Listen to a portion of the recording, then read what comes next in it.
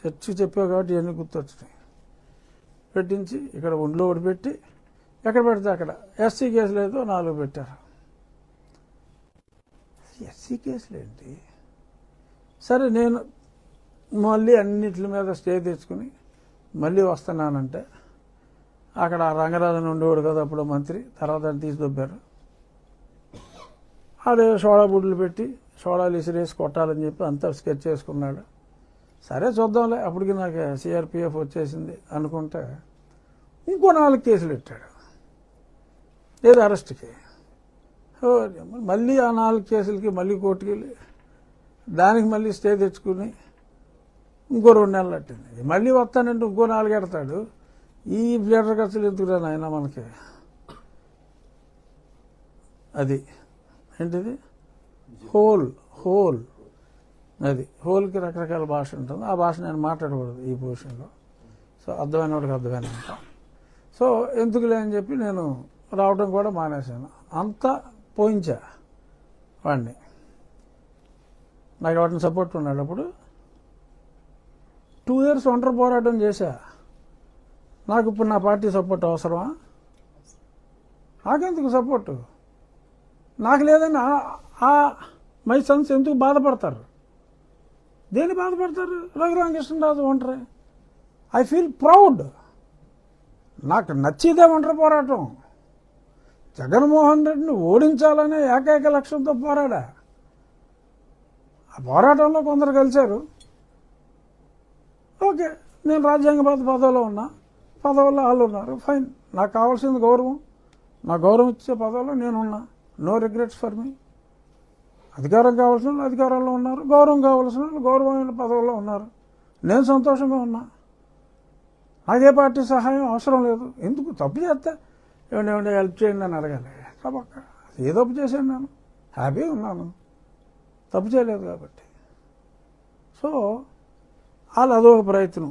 అంటే ఏది నాకు ఏదో పార్టీ లీడర్షిప్కి గ్యాప్ క్రియేట్ చేయాలని. అరే నాకు నచ్చిన పదవిలో నేనున్నా, నాకు నచ్చంత సానుభూతి. సో కాబట్టి సంతోషంగా ఉన్నాను నేను. మళ్ళీ ఆ ఉన్నమాద మీద పోరాటం నాకు ఎవరి సహాయం అవసరం లేకుండా నేను చేసుకుంటున్నానని. నన్ను హింసించారు అని చెప్పి ఎన్ని మీటింగుల్లో ఎంతమంది మాట్లాడారు? అదొక ఎలక్షన్ అంశం అన్న సంగతి మీకు తెలుసు కదా. 1.5 సంవత్సరం అయింది ముందుకెళ్ళిందా కేసు. అయినా నేను బాధపడలేదు కదా, పోరాడుతున్నా.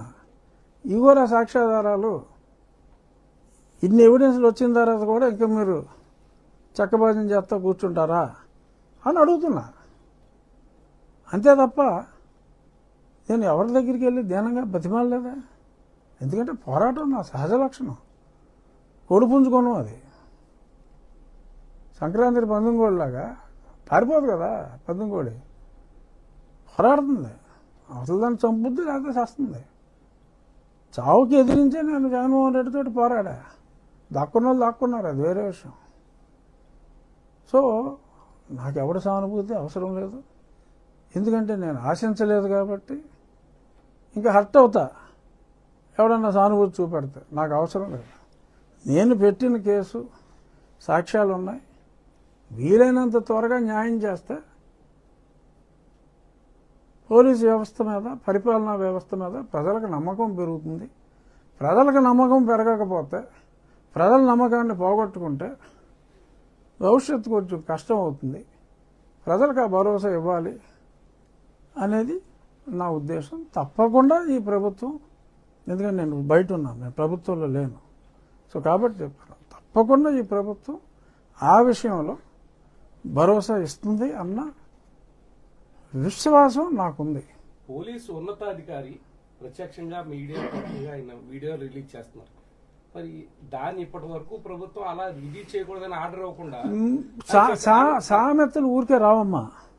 ఇప్పుడు చాలా మాట్లాడారు, అందరికీ తెలిసినయే. సామెతలు ఊరికే రావు. ఏ సామెత ఎవరన్నా చెప్పగలరా? పిల్లి గుడ్డిదైతే ఊహించుకోవా, నువ్వు ఎత్తు చూపెట్టాలటి. సో సామెతలు ఊరికే రావు. డెఫినెట్గా అలాగని చూస్తూ ఊరుకోదు ఏ ప్రభుత్వం. మరి నియంత్రించలేదు కదా సార్ ఇప్పుడు వరకు మీ మీద ఆరోపణలు దేనికి? అత్యంత రాష్ట్రంలో శిశుపాలుడు 100 తప్పులు చేస్తే గాని శ్రీకృష్ణుడు శిశుపాలుని సంహరించలేదయా. ఎందుకంటే శిశుపాలుడు తల్లికి శ్రీకృష్ణుడు మాటిచ్చాడు, ఒరే 100 తప్పుల వరకు షోకారా అని. అలాగా ఒక్కొక్కడికి ఒక్కొక్క సాచురేషన్ పాయింట్ ఉంటుంది. ఆ సాచురేషన్ పాయింట్ ఇంకా రాలేదేమో మా ప్రభుత్వానికి. చూద్దాం. ఎందుకంటే that is the administrative capability of the governance or the government. So చేయకపోతే ఏమవుతుంది? నాకేమైనా నష్టం ఉందా వ్యక్తిగతంగా? మీ ఇమేజ్ ని బేస్ చేస్తూ మాట్లాడారు కాదు. దాని మీద మరి అత్యున్నత పదవిలో ఉన్నారు, రాష్ట్ర పోలీస్ శాఖ దాన్ని నియంత్రించట్లేదంటే దీన్ని ఎలా తీసుకోవాలండి అసలు మామూలు? ఎగ్జాక్ట్గా భలే ప్రశ్న నాని గారు. మీడియా వాళ్ళందరినీ అడుగుతున్నా.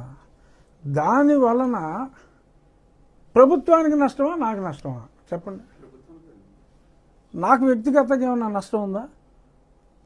మొరిగే కుక్క మొరుగుతుంది అనుకుంటా ముందుకెళ్తా, నాకేంటి? నా ఇమేజ్గా ఏమన్నా నష్టమా?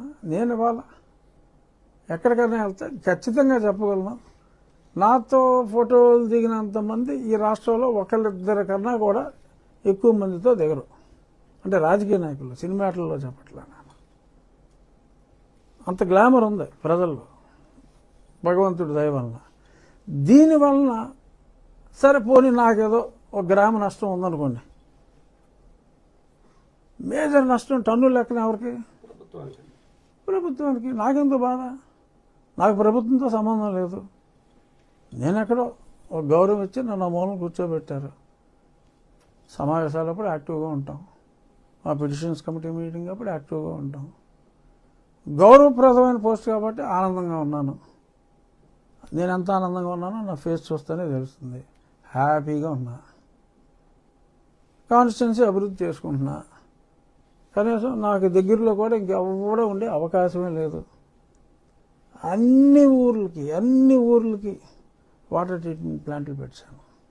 18 ప్రభుత్వం ఇస్తే 50 చిల్లర నేను పుట్టించా నా స్నేహితులతో, నాకు తెలిసిన బ్యాంకుల సౌజన్యంతో, వాళ్ళ సిఎస్ఆర్ నిధులతో చేయించా. కాలువలన్నీ బాగు చేశాం. ఇంకొంతమంది బాధపడుతున్నారు. ఆ కాలువలు బాగు చేసే క్రమంలో కొన్ని చర్చలు కూడా కాలువ మీద ఇటు నుంచి అటు వేసేస్తాయి, కాలువల మీద ఇల్లు పెడతాయి. ఆ సిపిఎం గోపాలం గారు బాధపడుతూ ఉంటారు. అవన్నీ కూడా కోర్టు ద్వారానే అనుమతి తీసుకుని తీసేయటం జరిగింది. సో నా ఎమ్మెల్యేగా ఎన్నుకున్న ప్రజలకి ఖచ్చితంగా నేను చేసినంత న్యాయం ఎవడో చేయలేడు. ఎమ్మెల్యే మంత్రులు చేయొచ్చు, ముఖ్యమంత్రి చేయొచ్చు, ఉప ముఖ్యమంత్రి చేయొచ్చు, వాళ్ళకి యాక్సెస్ ఎక్కువ ఉంటుంది కాబట్టి. ఎమ్మెల్యేగా నేను చేసినట్టు ఎవడో చేయలేడన్న సాటిస్ఫాక్షన్ నాకుంది, గౌరవం ఉంది. సో కాబట్టి అపఖ్యాతి అంటూ అడ్మినిస్ట్రేషన్ వైజ్ కానీ పోలీసు వ్యవస్థ మీద కానీ ఎవరైనా మొరిగితే, చట్టాన్ని అతిక్రమించి మొరిగితే చర్యలు తీసుకోవాల్సిన బాధ్యత ప్రభుత్వాన్ని. అప్రతిష్ట వస్తే ప్రభుత్వానికి వస్తుంది తప్ప నాకు అప్రతిష్ట వచ్చే అవకాశమే అతి తక్కువ. నామినల్గా ఓకే, అతని ఫాలోవర్స్ ఎవరన్నా నమ్మి ఏదో అనుకోవచ్చు. దానివలన టెంపరీగా నేను ఒక స్టెప్, కొద్దిమంది దిక్కుమాలిన వారి విషయంలో ఒక రవ్వ తగ్గినా అల్టిమేట్గా అది 10 వేగంతో పెరగటానికి నాకు దోహదపడుతుంది తప్ప ఈ జరుగుతున్న పరిణామాల్లో నేను సంతోషంగా ఉన్నాను. నాకు ఏమీ ఫరక్ పడదు. బట్ ఒక కర్తవ్యాన్ని గుర్తు చేసుకుంటున్నా. ఏంటంటే మొన్నటిదాకా ఏదో అతనిలో పరివర్తన వస్తే ఖచ్చితంగా నెక్స్ట్ టైం ప్రతిపక్ష హోదా వస్తుంది అన్న ఉద్దేశంలో ఉండేవాడిని. ఇప్పుడు ఇలాగే గొర్రెలు నరికేసి రక్తాన్ని చిమ్మేసి వారి రాక్షస ప్రవృత్తిని ఈ రకంగా ప్రదర్శించుకొని రాసిన దాన్నే పదే పదే